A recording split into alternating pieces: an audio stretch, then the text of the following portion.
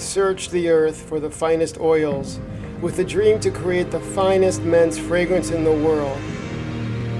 Little did I know in my search I would meet many interesting people and learn how each oil plays a huge role in their cultures. One by one, I combined these oils, removing boundaries, inclusive of all, in the quest to change the world with a fragrance.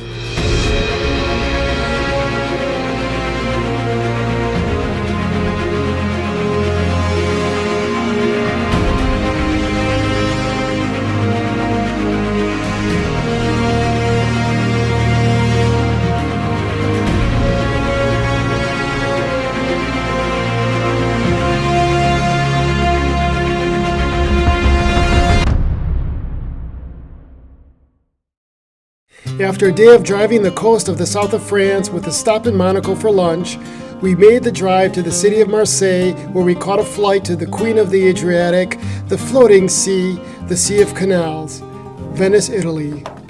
May I add, what a breathtaking view from high above. Those planning on ever going to this wondrous city, I recommend a window seat on the right side of the plane. An effortless landing and a jump into the rental car for a 2.5-hour drive to the city of Parma, which led us straight to the doorstep of Bormioli Luigi, Italy's largest glass manufacturer and one of the world's leading suppliers of tableware and glassware. This particular factory in Parma is dedicated exclusively to luxury fragrance bottle making. Creating a fragrance bottle is an art form in and of itself. From a clay piece to a lucite, the lucite is sent to the glassmaker where it is studied and studied again.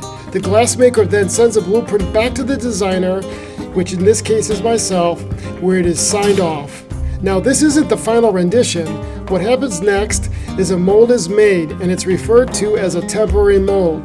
This is because liquid glass may react differently depending on weight, dimensions, and other factors.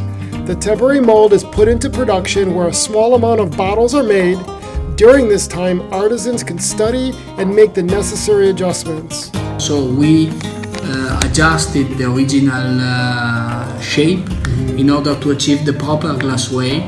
The Zaharoff Signature Pour Homme bottle I designed is a little more complicated than your average fragrance bottle because it isn't symmetrical, meaning the front of the bottle is different than the back.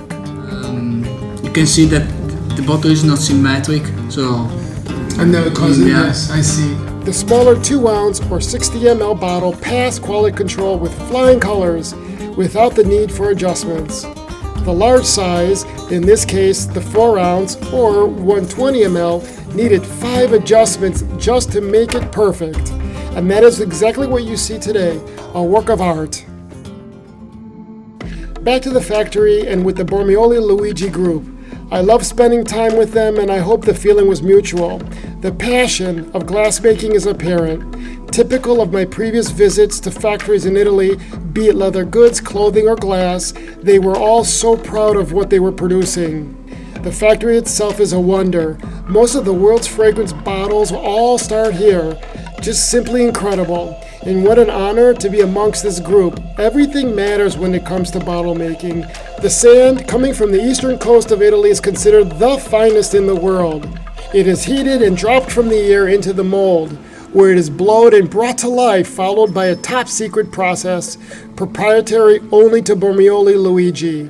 And after one final step, voila! The children, as I call them, are then individually checked to make sure they meet the strictest of standards. And here you have the Zaharoff bottles, one by one, ready to be packed and shipped to the fillers.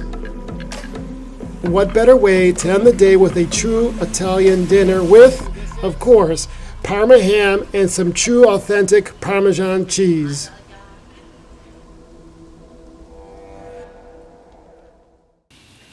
Hi there! Did you subscribe? Did you hit the like button? Did you hit that little bell? Did you do it now? How about now? Now? That's crazy. It's funny.